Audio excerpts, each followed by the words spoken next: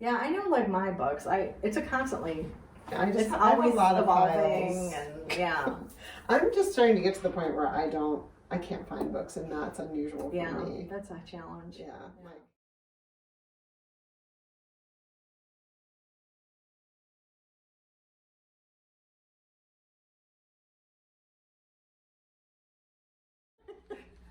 hi everyone, we're the Book Cougars, two middle-aged women on the hunt for a good read. I'm Emily. And I'm Chris. And we're here today to play with books. Our favorite pastime. Totally. Well, maybe reading them. Well, reading them might be, yeah. But you like to touch them and play with them and shuffle them around. And this shelf is all of our Book Cougar read-along titles. Yeah, and one would think that we own them all. But actually, we didn't own them all. Some of them we'd gotten out of the library. Some of them we donated because we were moving and thought, time to cull. Right, exactly. But now in our Book Cougars headquarters, we have these great built-in bookshelves. So we've decided to dedicate a shelf to our read-alongs. We've officially done 24. 24. And so Emily was recently in California where she hit 10 bookstores with Aunt Ellen, and was able to find a couple that we were missing. So when we recorded our recent episode on Wednesday, we were thinking like, well, how should we organize them? Should they be organized by author, by the number that they were read in by us, from the first, which was the English Patient, to the most recent? Right. Or publication date. Or color. When I was in California, I went to a thrift store that had shelves and shelves of books that were organized by color. Right. We know this is controversial. Very. Yes, it is. So we're going to try all of the above. And if we don't organize it in a way that you think we should try, let us know in the comments and we'll do our best. We would love to know that. Yeah. So I have printed our list of 24 in order of the way we read them, from 1 to 24, and by publication date. So we're definitely going to organize them in those two ways. We might organize them, well, they're already organized by height. By height. So I would say we have that Although pretty much done. Home is a little shorter. Okay, so we'll do that. We're going to start by height. All right. There we go. Any others that I guess this one is a little high. Oh, look at that. Celestial Bodies. We're going to try not to start rereading them as we do this little exercise. The English Patient is kind of short. Should it go right here? Yeah. All right, we should take a close-up photo. Okay. Because we'll pop a photo in too so you can actually see them a little bit better. This might be the world's longest video.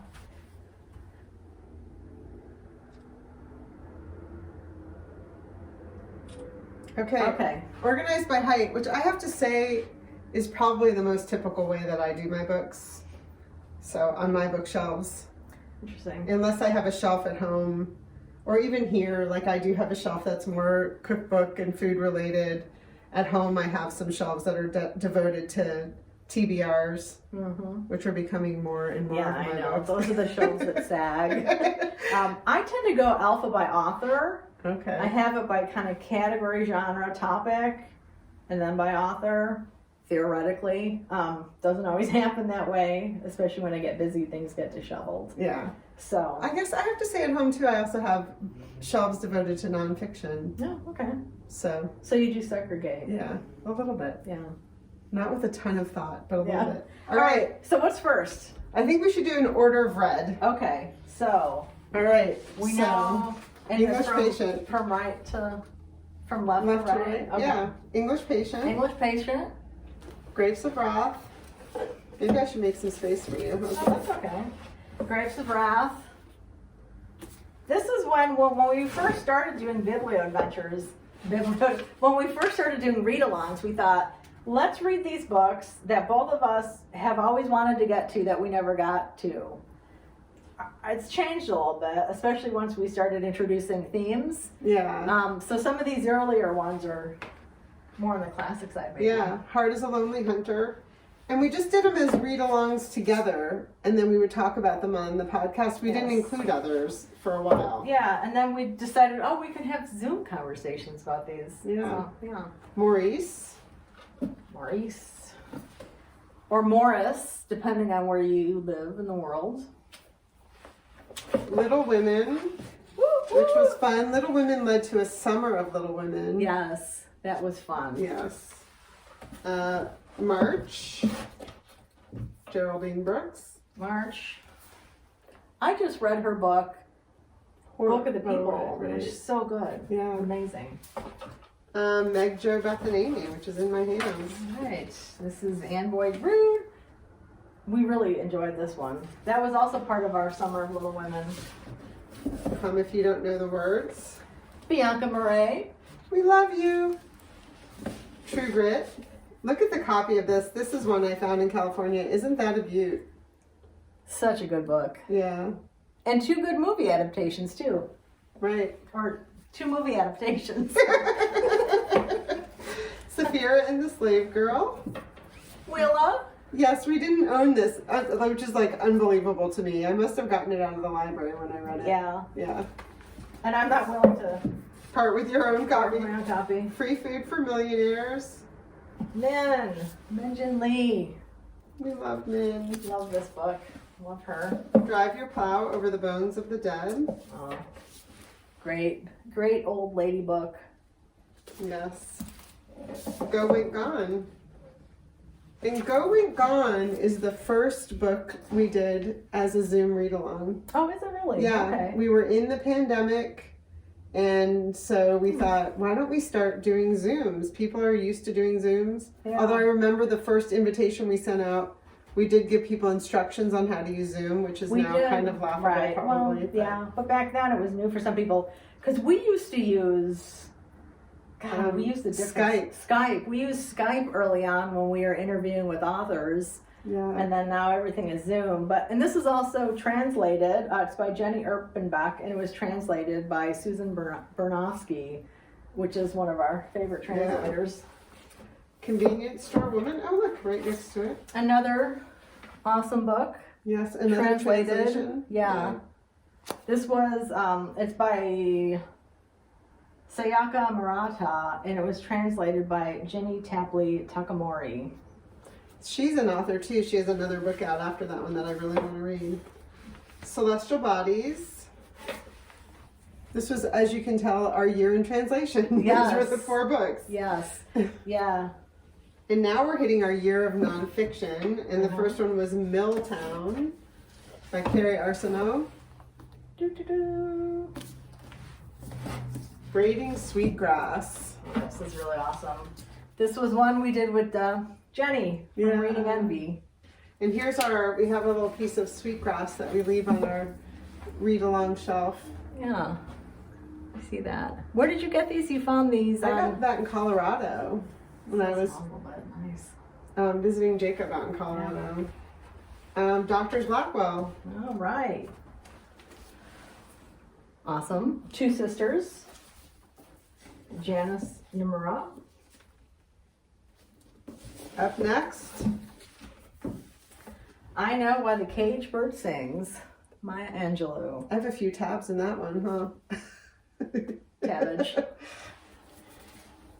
And now we're on to our year of Indigenous reading. So A Snake Falls to Earth.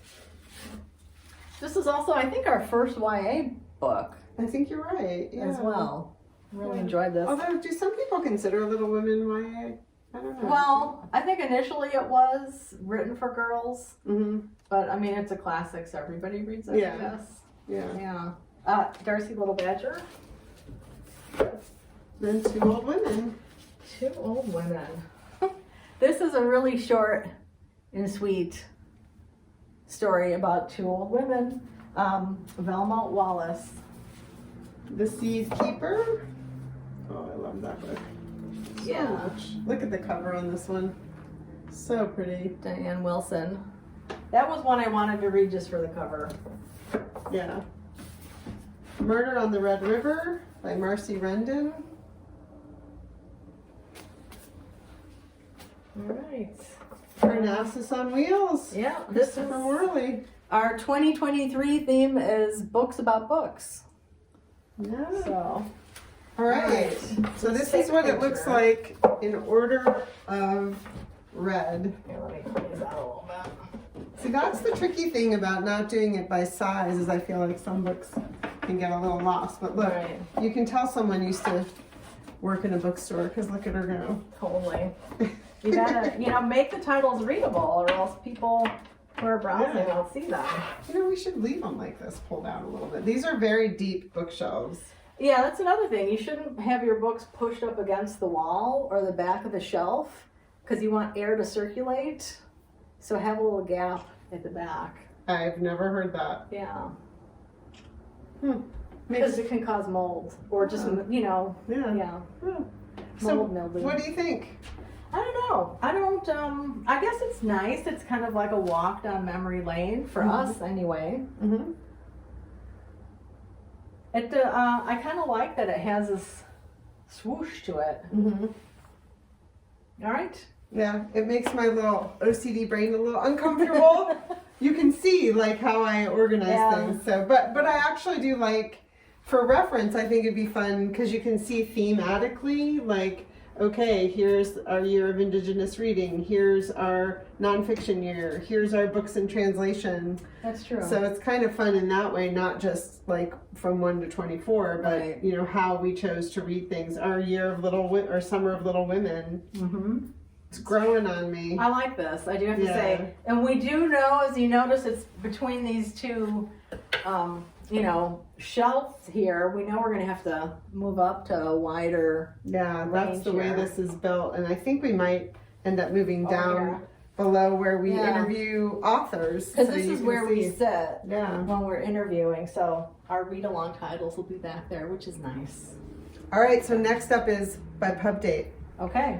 All right, so Little Women is first. Little Women. Little Women was actually published in 2 parts originally, so in 1868 and in 1869. Next up is Parnassus on Wheels. The one we just read was published in 1917. Nice. Grapes of Wrath, Steinbeck, 1939. This book used to seem so big to me, but it's not really compared to some of these other ones that we have here. Heart is a Lonely Hunter, 1940. That was right there. Sapphira and the Slave Girl, 1940. Wow. Who knew? Yeah, I didn't know. True Grit, 1968. All right. I Know Why the Caged Bird Sings, 1969, or the year Emily Fine was born. All right. Morris or Maurice was written in 1913 through 1914, but not published posthumously in 1971. Yeah, for homophobic reasons. English Patient, 1992. Okay, it was right there. Oh, there you go. Two Old Women, 1993. March, right there again, 2005. Okay. And then Free Food for Millionaires, 2007. Free food, where'd you go? There we go. Min has talked about it takes her about 10 years in between books. So we're ready for another one. yeah, come on, Min, get busy. She is busy. She is busy, We know. yes. Drive Your Plow Over the Bones of the Dead was in 2009. Where'd that go? Oh, there it A is. colorful one, yeah. Celestial Bodies, 2010. Oh, we're moving on up. Braiding Sweetgrass, 2013. Now that's an interesting one because that was originally published in 2013, but was completely reborn later in like 2018, I think, Big or 2020. resurgence, Yeah. Go Went Gone, 2015. See, I would have thought Go What Gone was earlier. It was, but it was. Oh no, it translated. wasn't. No, Yeah. it was. No, I didn't do when they were translated to. I did When the they were original. published, Yeah. okay. So, Convenience Store Women, 2016. Hum If You Don't Know the Words, 2017. Meg, Joe, Beth, and Amy was 2018. Right there. Oh, there we go. Milltown, 2020. Look There we at that. go. The Doctor's Blackwell, 2021. Okay. And then A Snake Falls to Earth was 2021. Seed Keeper, 2021. And Murder on the Red River, 2022. All right, so we know Murder on the Red River was published earlier too, but this is the new life. right. The new life. It's been given by Soho Press. We love Soho. So Emily's going to document this.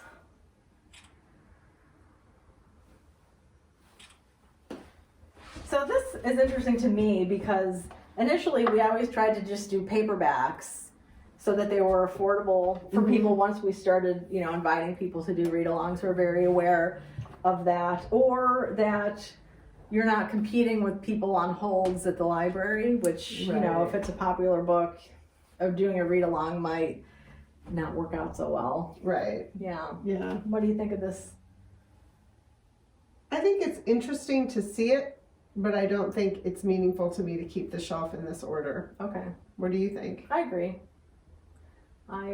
It doesn't really have, it is nice to see, but we can see that on a spreadsheet. Right, exactly. Right? So, exactly. Part of this is figuring out how we're going to eventually leave it, or what our shelving system will be for this category of books. So now we're going to do the controversial by color. By color, okay. So what should we start with? This is going to also show how we see color. I know. Well, there are a lot of dark ones. Should we start with the black? Sure. Okay. So And put them at the end. Start with the right here. Left. Oh, left. Wow. This is my right, and this is my left. I have dyslexia of directions. I say the opposite of what I mean a lot. There, and this looks like it should be That's a little one blue. over. Yeah. Geraldine Brooks. Yeah, she's. Okay, so that we have black, and then this is kind of blue and black. So drive your plow. These are light. This is the light one. Okay, and then we've got some blues going on. Some blue. Look at this blue. Yeah, this is kind of blue green. So should we move to that? Yeah, blue green. And then this has some browns. Brown, yellow. Should we do that? Let's see, Saphira could go. What do you think? Little Women. If we do that. And then that. Sure. Pink. Pink. Where Pink could go by, or pink could go by this. Is that weird? That is weird. Maybe pink should just be on its own. Maybe right here. We'll have all the white and then the pink. Yeah. It kind of picks up the Milltown. This one's in the wrong place. Yeah, that one's a little darker. Right here, or in between those two. I think like that. Yeah. It's interesting that pink is the outlier. It is, isn't it? But it's also Drive the Plow has a lot of pink in it. This is really interesting. My eye is saying this one needs to go here. Emily's a convert to color. I don't know. It's kind of cool. It is kind of cool. What do y'all think? This is the thing I learned when I was in that thrift store that, this is just one little tiny shelf, but when it was shelf upon shelf of dark colored books or red colored books, it was actually really hard to read the spines one after the other for shopping. But for what it looks like, it's kind of interesting. It is. My thing with that is I kind of feel like sometimes when I'm looking for a book, I'll think, oh, it had a red cover or an orange cover. So then I'll be looking for the orange, but then it's like, oh no, it has a black spine. This one is multicolored, but the spine is just black. So it's kind of hard. It would be hard for me to find books, I think, if I were going back to my shelves.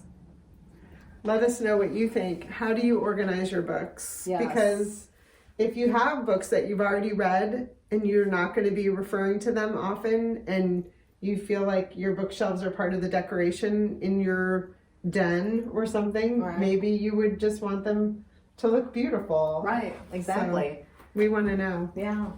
If you wouldn't mind taking a picture. Yes. We'll pop a picture that's more of a close-up in so you can see. This is 24 books, so the spectrum also isn't, as you were saying, all that, extensive. Because here, some of these yellow, here's red, another yellow. Yeah. Not much pink though. I mean, this is kind of a reddish. There's some pink in the See words. that? Yeah.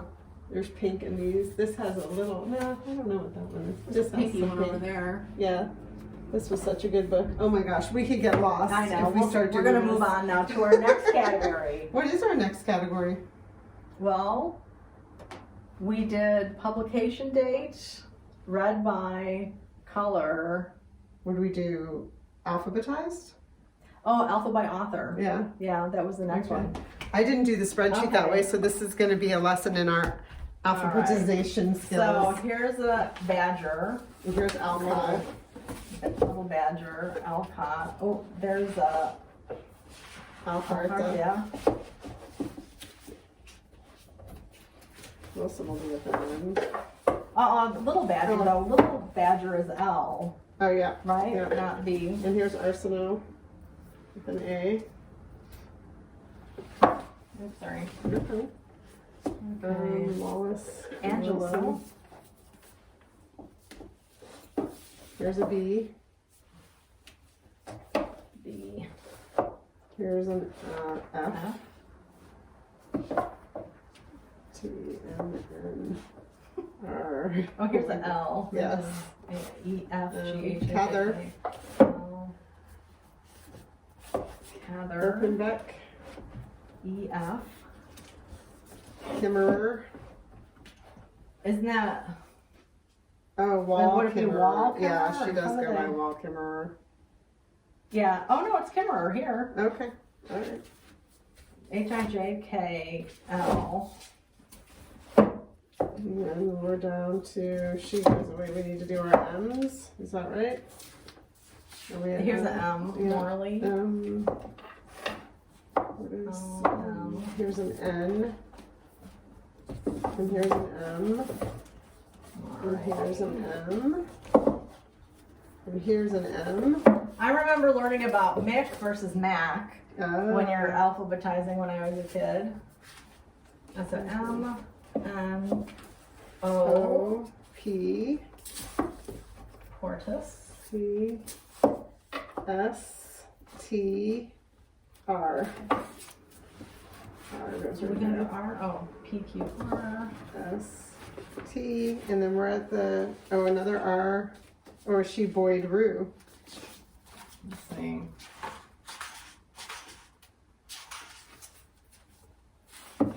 Rue. Okay. So R. I think we did it. That wasn't as hard as I thought. That wasn't. It was good to do it with someone else. And when I do stuff like that, I have to say it out loud. Oh, I do too. I always say the alphabet because Yeah. I can't just pull it out of my head about what letter follows what one. And then I also have to count on my fingers sometimes. So Yeah. Without my fingers, math would be even harder. completely impossible. So we've done a lot of turning our backs on you on this video, for which we do not apologize, because we know you understand that we're playing with the books. Yes. Yes. Alphabetized by author. That's kind of cool. It is cool. You could easily find it. Yeah. I like that, like the height is kind of randomly spaced or like consistently spaced. Yeah. I don't know, if you had to pick, how would you organize them? By how we read them. By how we read them, yeah. What about you? I kind of like that too, especially, you know, as Emily was saying, like with the categories, the themes that we started doing for annual themes. Yeah. That's kind of cool too, because then you can see them grouped together in that way. Yeah. Yeah. Yep. And this is one of those things, like, you know, as somebody who's studying archives, like when collections come in, one of the things archivists are looking at is like how things are organized. Yeah. You know, and they try to maintain the organization of the people who created the records. So if we were to organize these by how we read them, you know, how long would it take archivists to figure out what our organization system was? Interesting. Now, if they were Book Cougar listeners, they would know. If they compare to the podcast, Yeah. too, like But- what if they compared it to our body of work? I believe is what they say. Anyway, just Yeah. things, you know, to think about. But we would love to hear how you organize your books. Yeah, It's so fascinating. Yeah, there's that buy the book in the New York Times in the book review section. When they interview an author, they always ask them, how do you organize? Mm-hmm. And most of them say, you mean by piles on the floor? All right, yeah. So, but I think it's really interesting, and we would really love to know. So tell us in the comments below. Thanks for watching. Happy reading, everybody.